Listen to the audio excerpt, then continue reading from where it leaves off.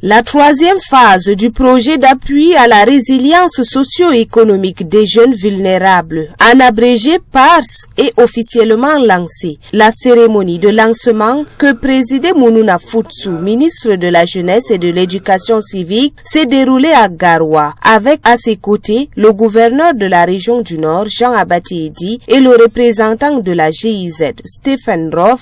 Le MINJEC a rappelé le principal levier sur lequel se repose cette phase. Alors, vous comprenez très bien que cette troisième phase est la matérialisation de la volonté des deux gouvernements de consolider les acquis des deux premières phases.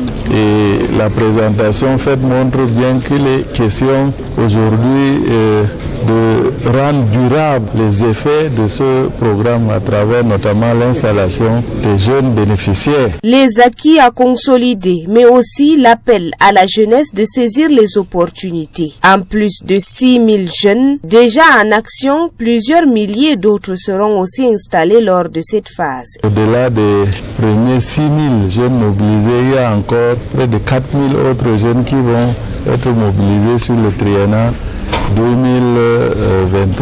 2023-2025. Nous appelons simplement la jeunesse à se mobiliser pour bénéficier de cet important projet dans les 17 communes concernées, surtout que le mécanisme de mise en œuvre implique leur participation active. À l'exemple du PARS 1 et 2, la phase 3 du projet dessine dans le cœur du représentant de la GIZ une graine d'espoir pour le succès. Et je suis sûr qu'ensemble, on doit avoir le même succès avec cette phase, le PARS 3, que comme on a déjà eu avec le PARS 1 et le PARS 2. Et je pense vraiment une tâche particulière de soutien à la jeunesse ici dans la région pour contribuer à le développement de l'avenir dans cette région ici. L'arrivée du projet d'appui à la résilience socio-économique des jeunes vulnérables aura mis une bombe dans les cœurs des bénéficiaires. Leur reconnaissance se formule au merci, mais l'attente au sujet du suivi de projet préoccupe pour son efficience. Nous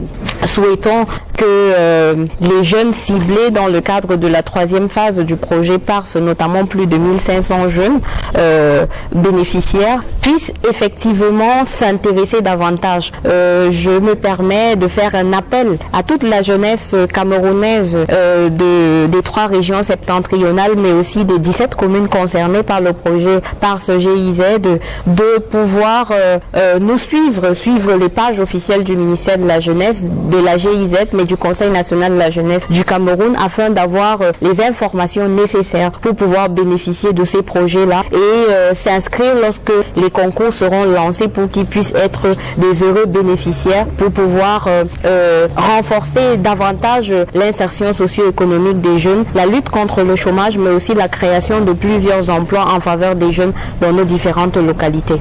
Dans les 17 communes concernées par le projet PARS GIZ, les retombées sont visibles. Plusieurs projets ont été mis en œuvre et l'objectif après cette troisième phase est de veiller à leur pérennisation.